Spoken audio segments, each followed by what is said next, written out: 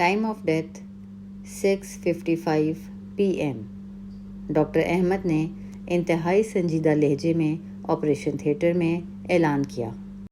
Monitor پر چلتی ہوئی لکیر سیدھی ہو چکی تھی اور بیپ کی آواز آہستہ آہستہ ایک مسلسل سناٹے میں بدل گئی تھی۔ کمرے میں ایک لمحے کے لیے مکمل خاموشی چھا چکی تھی۔ سرجری ختم ہو چکی تھی، مگر ایک خاندان کی زندگی ہمیشہ کے لیے بدل چکی تھی۔ وہ 27 سالہ لڑکی بے جان جسم کے ساتھ اسٹریچر پر پڑی تھی۔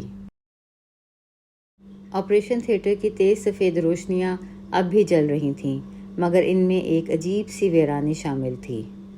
ڈاکٹر اور نرسیں چند لمحے ساکت کھڑی رہیں، جیسے وقت کہیں تھم گیا ہو۔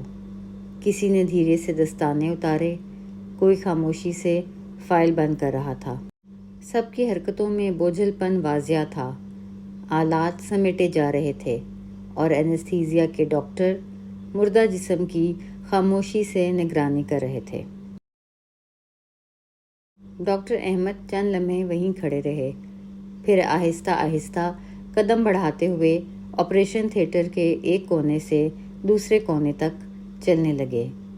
جب وہ راہداری سے گزر رہے تھے تو ان کے دل میں ایک عجیب سی ویرانی چھائی ہوئی تھی۔ ان کے ذہن میں یہی خیال گردش کر رہا تھا کہ باہر بیٹھے اہل خانہ کو یہ خبر کس طرح دیں، جو بے چینی سے ڈاکٹر عمر کی طرف سے کسی اچھی خبر کی امید لگائے بیٹھے تھے۔ وہ جانتے تھے کہ چند لمحوں میں انہیں ان کی امیدوں کا دم توڑ دینا ہے۔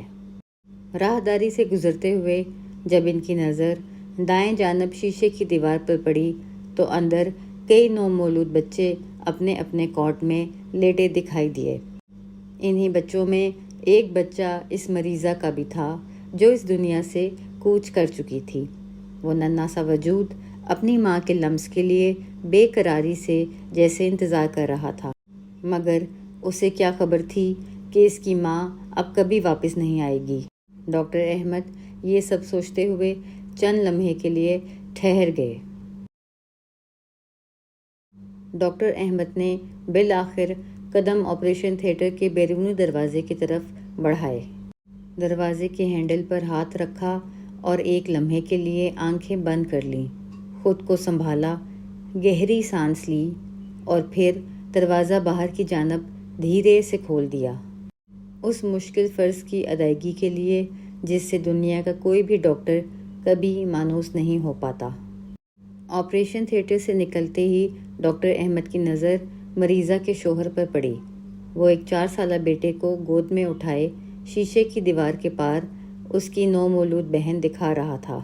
اس کے چہرے پر پھیکی سی مسکراہٹ تھی اور آنکھوں کے گرد گہرے حلقے اس کے دل کا حال بیان کر رہے تھے۔ وہ کسی اچھی خبر کے انتظار میں تھا۔ پاس ہی ایک بزرگ خاتون بیٹھی دھیمی آواز میں قرآن پاک کی تلاوت کر رہی تھیں۔ فضا میں بے چینی اور دعا کی ملی جلی کیفیت طاری تھی۔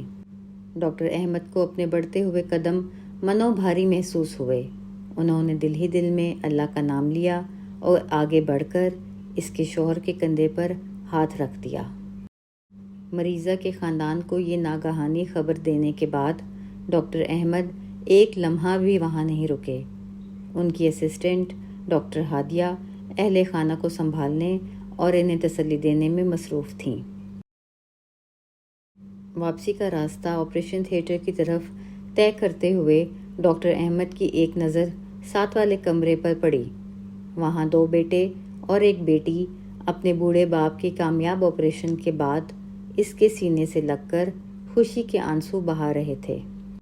تقریباً 80 برس کا وہ ضعیف شخص گویا زندگی اور موت کی جنگ لڑ کر واپس آیا تھا اور اس کے بچے اسے دوبارہ پا کر بے حد مسرور تھے۔ اللہ کے ہر کام میں کیا حکمت ہے یہ وہی بہتر جانتا ہے۔ ڈاکٹر احمد نے ایک لمحے کو یہ منظر دیکھا، گہری سانس لی اور پھر آپریشن تھیٹر کی طرف اپنے قدم بڑھا دیے۔